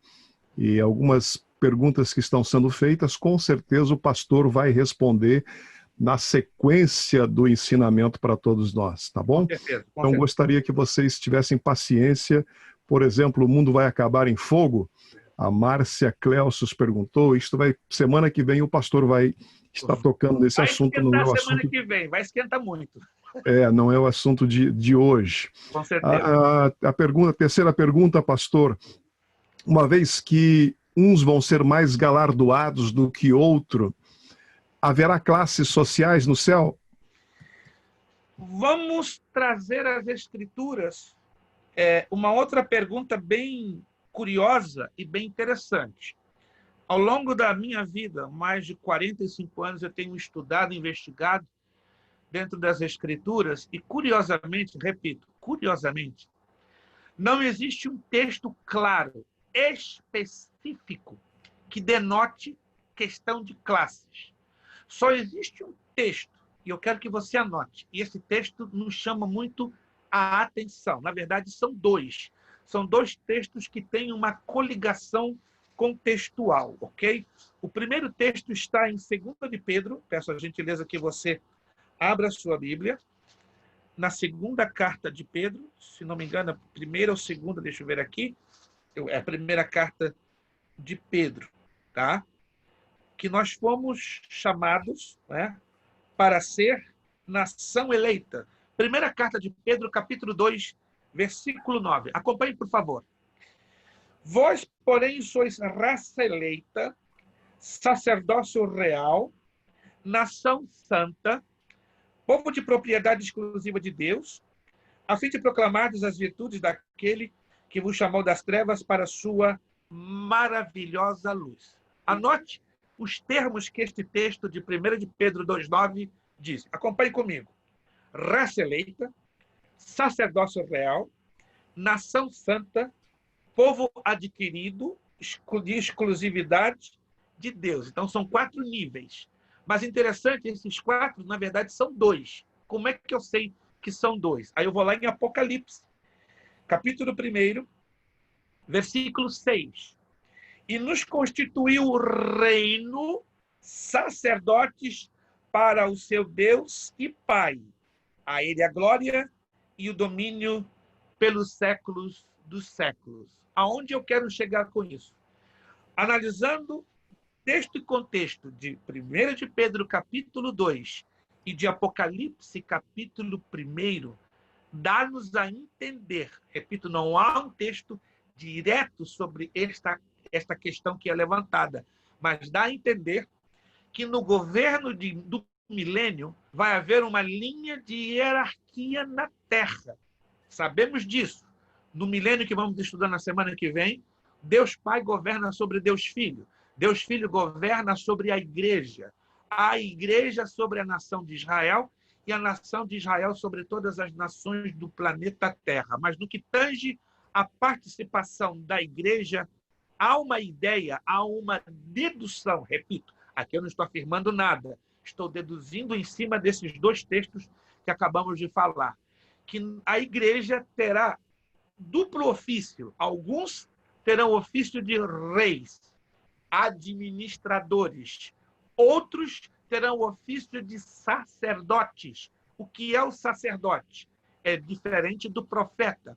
Lembre-se que o profeta trazia Deus ao povo, nos tempos do Antigo Testamento.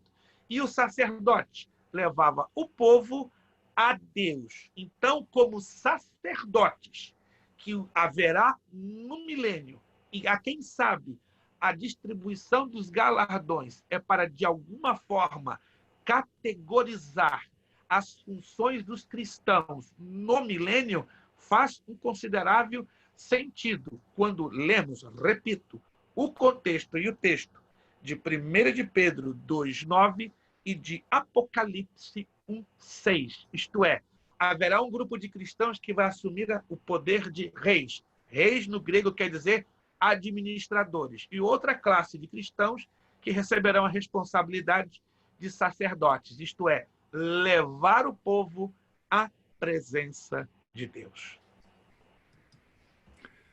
Obrigado, pastor Prestes. A outra pergunta, acho que é a última pergunta que nós temos aqui hoje, tempo hábil para responder. Coroa, será coroa mesmo ou é simbólico? Ou as pessoas vão ter coroa em suas cabeças?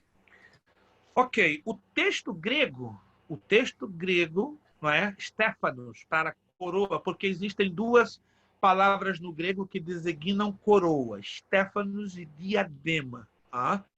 A única vez que vemos nas Escrituras a palavra diadema, ela se refere à coroa do próprio Senhor Jesus Cristo, porque a diadema é a coroa do soberano, ou seja, para reconhecimento que o soberano, no caso Jesus Cristo, é o Senhor de toda a terra e de toda a carne.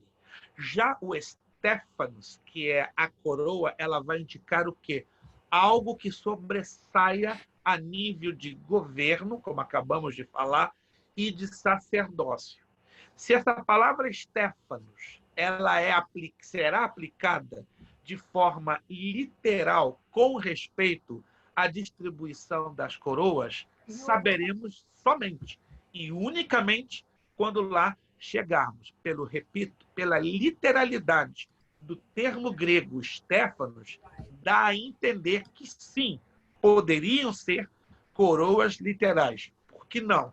Porém, poderemos ter a bendita surpresa de chegarmos lá e não ser Stéphanos, ou seja, o Stéphanos literal, a coroa literal, mas se trata do quê? Do galardão que implicará a autoridade que Cristo vai repousar sobre cada salvo, ok? Abrindo, então, essa dupla vertente de reis e sacerdotes. Então, meu conselho de amigo, vamos lutar, perseverar até o fim. E quando chegar lá, sem dúvida nenhuma, essa pergunta vai ser melhor do que ninguém respondida. Seja a coroa física, seja a coroa no sentido espiritual simbólico, o mais lindo, o mais importante, o mais maravilhoso é que vamos estar para todo sempre, e sempre juntinho na comunhão e na convivência do nosso Rei de Reis e Senhor de Senhores.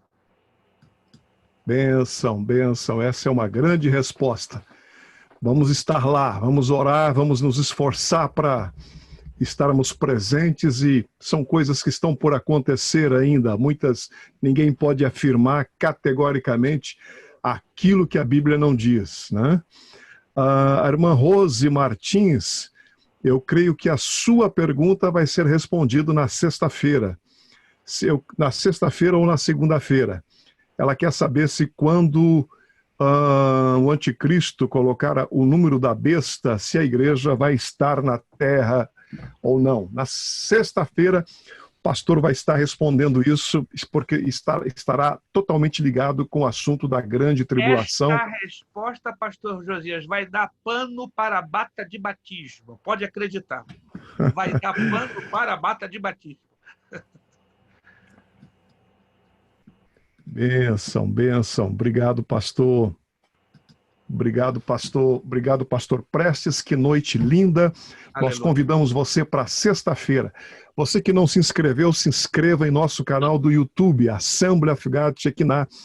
Todas estas palestras estarão sendo armazenadas lá. Você pode acessar esses gráficos pastor está fazendo um excelente trabalho no seminário teológico, é matéria para 6 meses, um semestre inteiro, e o pastor está resumindo tudo isso aqui. Você está tendo a oportunidade de crescer. Se inscreva, Assembly of God Shekinah. Sexta-feira você será avisado quando nós entrarmos no ar, você será notificado. Deixa-me mostrar todo mundo aqui, estaremos orando. Não saia sem a gente orar. Eu não vou poder mostrar um a um, que demoraria. Mas eu vou fazer, olha aí, eu coloquei quem está olhando no Facebook, eu coloquei todo mundo, a primeira tela, pelo menos, algumas pessoas já saíram, dado o horário. Mas aí eu estou vendo aí, olha, a Terezinha, o Manuel, a Derlande, a família Otálvaro, que bênção.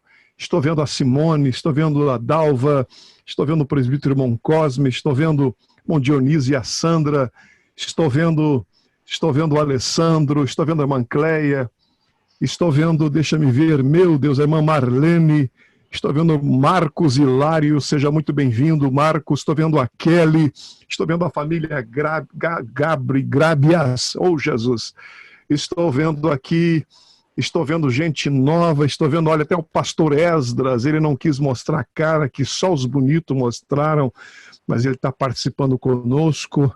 Estou vendo aqui mais gente, Lemos, estou vendo a pastora Márcia, o Timóteo, o Roberval, Jaziel, Anésio, Maria, muito obrigado, que bênção ter todos vocês participando conosco desta live.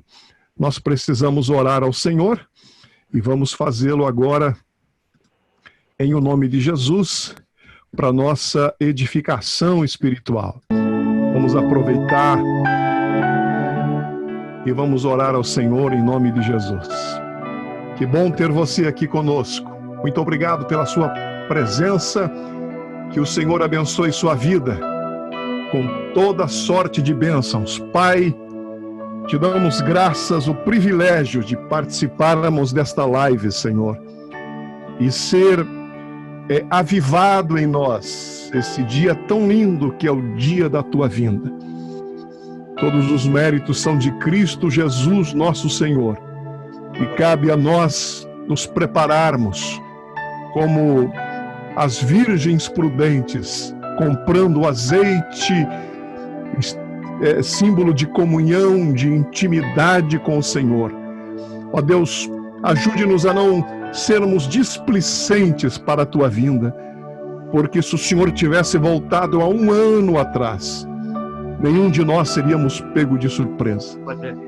O Senhor está vindo para uma igreja inteligente, viva, uma igreja sábia, uma igreja que está se preparando, se adornando através do teu Espírito, que de tantas maneiras tem nos comunicado que é chego o momento da igreja ser tomada da terra. Ajuda cada um de nós a estarmos preparados. Senhor, não seria nenhum exagero acreditarmos de que o Senhor poderia voltar ainda esta noite. Aleluia. Se houver planos em nossa vida, que todos eles findam-se com o toque da última trombeta. Nosso maior anseio, nosso maior desejo, seja o teu retorno. Ainda mais aprendendo esta noite, Senhor, que há coroa para aqueles que anseiam pela tua vinda. Aleluia. E eu creio que a noiva, a verdadeira noiva, toda ela anseia, há um desejo de estar com o Senhor. Como Paulo disse, para mim prefiro partir, porque partir é estar com Cristo, isto me seria muito melhor. O Senhor pode vir de forma coletiva ou individual, mas estamos aguardando, eu creio que somos a geração que vai experimentar o arrebatamento da igreja. O Espírito, Senhor, eu creio que nunca comunicou isto aos santos, como tem feito nos últimos dias. Há um desejo no nosso coração de estarmos com o Senhor. Como diz a tua palavra, aquilo que o olho nunca viu, os ouvidos nunca ouviram, e nunca subiu ao coração do homem, são as coisas que o Senhor tem preparado para aqueles que o amam. Esse momento está chegando, as dores, As dores de parto estão sendo intensificadas dia após dia. As contrações estão aumentando a cada segundo, mostrando que é o momento de dar à luz, ou seja, da igreja ser arrebatada para estar com o Senhor por toda a eternidade. Pai, ajuda-nos a estarmos preparados para esse dia. Trabalhe, convença-nos primeiro de nós mesmos, das nossas incoerências. Convença-nos, Senhor, de uma vida abundante aqui, porque foi para isso que o Senhor morreu e para que possamos, sobre todas as coisas, estarmos contigo, mas para vivermos a abundância do Evangelho nesta terra, até o dia que o Senhor nos levar para estarmos para sempre com o Senhor.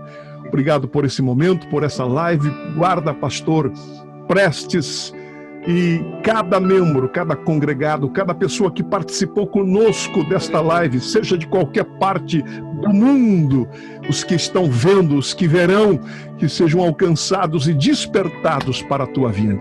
Te damos graças, Pai, te agradecemos por este banquete espiritual. Muito obrigado, Senhor, em nome de Jesus. Vamos ver o que João viu de Deus, a cidade santa. Verás um lugar de esplendor. Há um povo que preparando está e na graça vai caminhando. Eu vou, tu vais para Nova Jerusalém. Eu vou, tu vais para Nova Jerusalém. Nossos olhos verão tudo belo que lá tem. Porém, melhor é com Cristo habitar. Eu vou, tu vais para Nova Jerusalém. Tudo aqui já está cumprindo, eu sei, a terra mostra o seu lamento. Virá, nosso grande Redentor. O ecoar ainda de uma voz que vai se calar em breve. Quem irá para Nova Jerusalém? Sim, eu vou. Tu vais para Nova Jerusalém. Nossos olhos verão tudo belo que lá tem. Porém, melhor é com Cristo habitar. Eu vou, tu vais para Nova Jerusalém.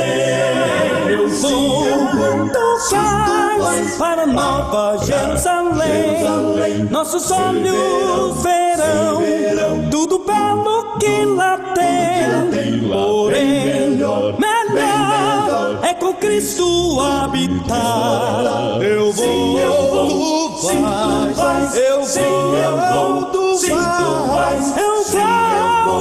Tu vais para Nova Jerusalém. Nova Jerusalém.